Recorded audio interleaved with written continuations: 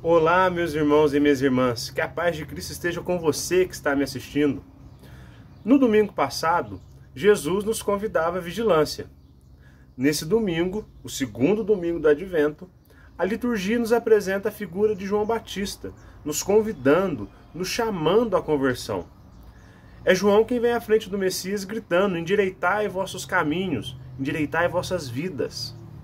São Marcos inicia o seu evangelho de uma maneira muito bonita, simples e solene.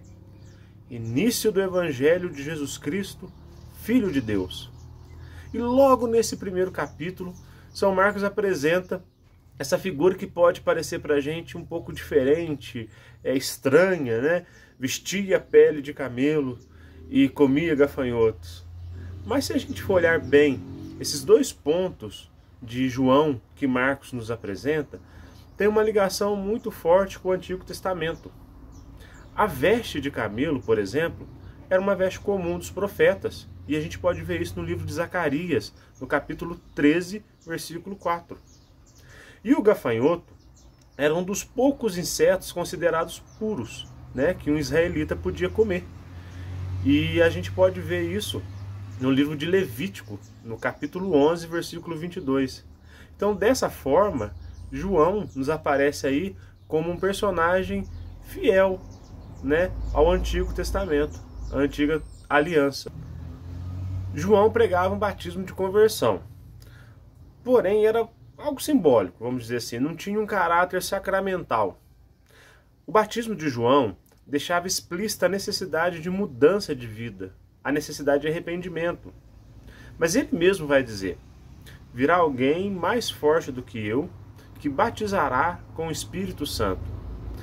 É somente com Jesus que o batismo se torna um sacramento capaz de limpar a nossa alma, né? Tirar a mancha do pecado original. João também é para nós um modelo de humildade. Quando ele fala ali: não sou digno de me abaixar para desamarrar as sandálias dele, ele está se colocando abaixo de um escravo. Naquela sociedade, a função de desamarrar e carregar as sandálias do patrão era do escravo. Então João se coloca como o menor dos homens. João batizava no Rio Jordão, um rio aí famoso que a maioria de nós, né, conhece, pelo menos ouvindo falar, né? E esse rio tem uma forte ligação com algumas histórias de libertação do Antigo Testamento. E aqui a gente pode citar duas histórias. A primeira está no livro de Josué, no capítulo 3, no versículo 14 ao 17, quando os israelitas, para chegar até a terra prometida, precisam atravessar o Rio Jordão.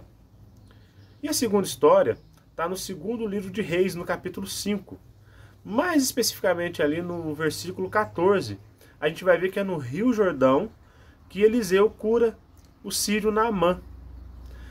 Olhando esse duplo pano de fundo, nós podemos dizer que João, ali às margens do Rio Jordão, estava preparando a salvação para todos os povos, tanto o povo de Israel como para os demais povos, os povos gentios, né? Estava ali abrindo esse caminho da salvação para todos nós. Na segunda leitura, São Pedro vai nos dizer que o tempo de Deus é diferente do nosso, que ele age com paciência, nos dando tempo para a conversão. Mas nós não podemos dormir no ponto não, viu?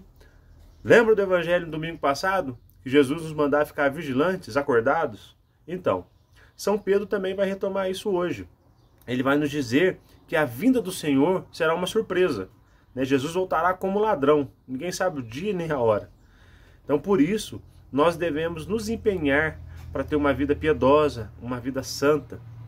E a leitura se encerra de uma maneira muito bonita, com uma frase muito bonita, muito forte e provocativa, né? Mais ou menos assim: que o Senhor, quando voltar, vos encontre com uma vida pura e sem mancha. Meus irmãos, minhas irmãs, sejamos anunciadores do reino de Deus. Sejamos anunciadores do Evangelho de Jesus Cristo, Filho de Deus. Mas não apenas com palavras, não apenas com palavras bonitas, mas com a nossa própria vida.